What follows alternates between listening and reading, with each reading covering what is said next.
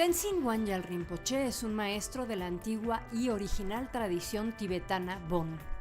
Es fundador y director del Instituto Ligmincha, dedicado al estudio, la práctica y la transmisión de las enseñanzas de esta tradición espiritual y del budismo tibetano.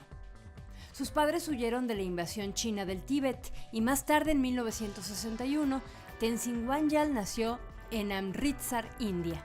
A la edad de 11 años, comenzó a entrenarse en la tradición Dzogchen con maestros budistas y Bon. Lama Tenzin, como le conocen cariñosamente sus alumnos, fue galardonado en 2 ocasiones con la beca Rockefeller en la Rice University de Houston.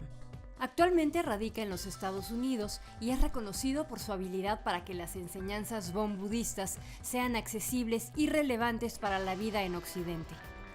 Es autor de varios libros, entre los que destaca El Yoga de los Sueños, donde se enseña la práctica del sueño lúcido para alcanzar la iluminación.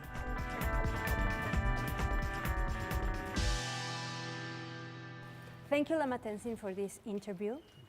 My first questions would be, can Bon Buddhism help the world in times like this? Absolutely. So Bon Buddhism is very ancient spiritual tradition of Tibet.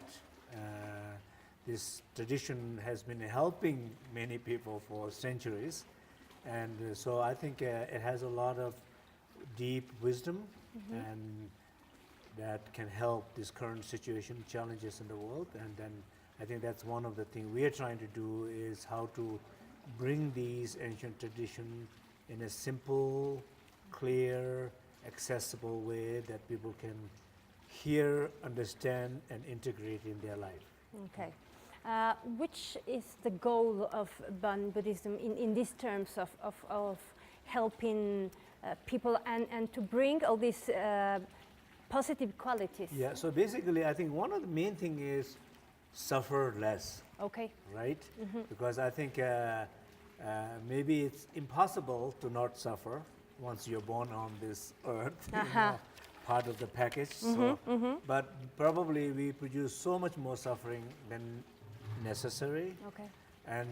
And we are suffering more than necessary, and the suffering is not helping us to understand. Suffering is not helping us to grow. Suffering is not helping us to heal, to connect. But suffering is nothing not bad. But if you know how to process it, how to work with it. So meditation is very much about how to understand the suffering better. Okay. So what is suffering? Suffering is when you are unhappy, right? When you are always feeling something is not enough. Not enough love, not enough money, not enough acknowledgement, not enough this and, but not feeling there is not enough of things in life. Because the reason why you feel not enough of things in life, or the reason why you think you don't feel getting enough love, because you're not feeling that within yourself. Okay. You're not open? You're not open, you're not having that experiences within yourself. So if you are more open in yourself, if you understand yourself more, your conditions more, your thoughts more, your emotions more, you have understanding of your own body more, connection to the body is there more, then outer world will respond to you differently. So it's a matter of not knowing ourselves. Yes, Okay. absolutely. If in one short word will be all this ancient wisdom, knowledge, tradition, it says one thing they help to self-realization. Or if there is a self-realization, there is a self-liberation. Okay. There is a liberation. Liberation from sufferings. Okay. Okay. In your last book, you talk about creative potential and how this creative potential can manifest positive qualities. Tell me about this creative potential. So I think in every given moment in our life, there is infinite possibility, there is infinite resources, there is, no matter what situation is, maybe you're feeling difficult challenges, you're feeling threat, you are feeling pain, you feel, no matter what situation is, every situation can turn into an incredible growth of individual. So, but the reason why we are not able to see that is because we condition ourselves. You know, we feel like I'm not good enough. For example, if you have a self-image of I'm not good enough, or if you have a self-image of I'm not strong enough, if you have an image of that I cannot do things, so all these limitations, nobody's putting on you. You are putting on yourself. Of course, people help, conditions, experiences of life, losses, wounds of the past in life, in relationship, can help you, but you are the one who Decide. self-image, you have a certain self-image. That self-image is basically your obstacle.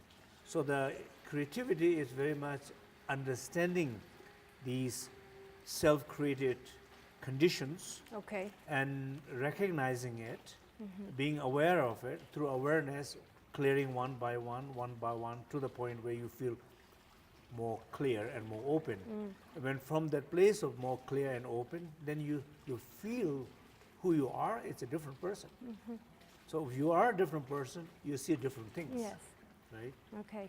And where does this creative potential comes from? From you, from yourself. You are, we say, you are the universe. Yeah. You are boundless. You are infinite possibility. In some sense, we deep inside, we know that. But then when we create a lot of conditions to our life, we limit. For example, there are stories about two businessmen goes to Africa trying to see if they can do a shoes business. And one reports back and says, forget about doing shoe business in Africa because nobody wears shoes.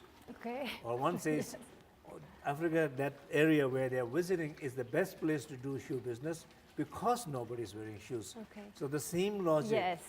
One sees the infinite possibility to do a business, other one sees no. Well, that's the condition, how you condition yourself. Okay. And we are having an international concert on June, and it's going to be their meditations, and there are going to be mantras and healing mantras and singing. Tell us a little bit about it. So generally, you know, as we are trying to really like kind of help people to teach, to reflect on themselves, understand themselves, meditate, to reduce suffering, that they're able to cope better in their life. That's our goal, right? Intention. So sometimes, so for people, it's difficult, you know, like, oh, I have to learn new things, and I have to sit long time, I cannot stop thinking. It's hard. So we thought maybe music is like it's a universal language. It's the language of heart.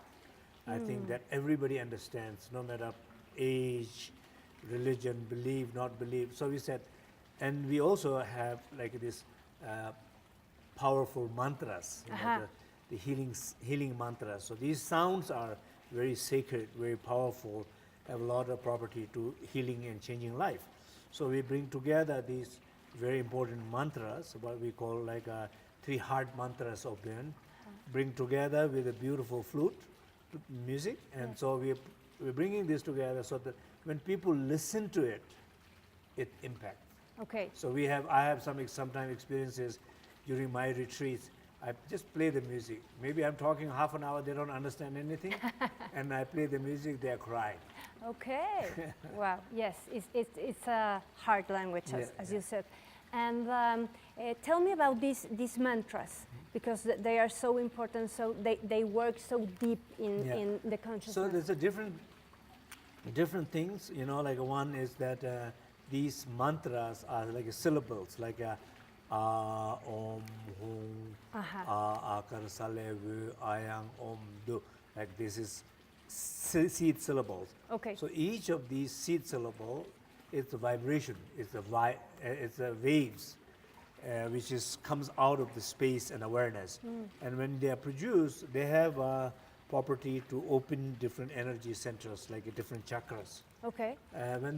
When you listen to them, or when you sing and listen, it opens those areas. When those areas are open, the energy from those areas naturally arises. Okay. So, for example, If you're trying to be happy, it's hard to be happy because the trying interferes the happiness.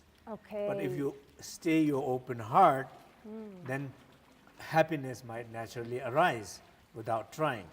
So opening the heart has something to do with like the power of these singing mantras. Okay. This is a kind of meditation, right? Absolutely, yeah. Okay. And how does meditation work in the mind? Like this, like having the mind silent? How does meditation work in a...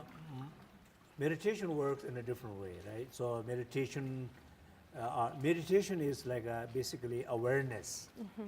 So when there's awareness of your body, like when I'm bringing my attention in my body, and when I feel my body, when I'm connected to my body, when I'm resting in my body, when the body and mind is connected, that's meditation.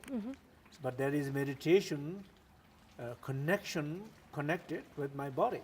Okay. Another form of meditation, not necessarily in the body, but more speech, because how many times we talk, how many times we able to communicate, connect with people, how many times our talking destroy our relationship, Yes. what we call pain speech. So speech is very important. So in order to have a healthy, clear, is open your throat, find your true voice. And so to do that is to work with the sound. So you have a specific sound, you're working on your throat, with your speech, so, and connecting with the silence, listening to the silence, feeling the silence, Yes. listening the music within the silence, talking to somebody from that silence, silence being the basis of all pure sounds, all clear communications. So that is another kind of meditation related to speech and silence. So meditation of the body, meditation of the speech, meditation of the heart, wherever awareness is connected, there is a meditation. Okay. Okay. So with these tools, everybody can meditate. Everybody can meditate. Okay. Okay. That's the good news. Yes. Thank you very much. Yeah. Thank you.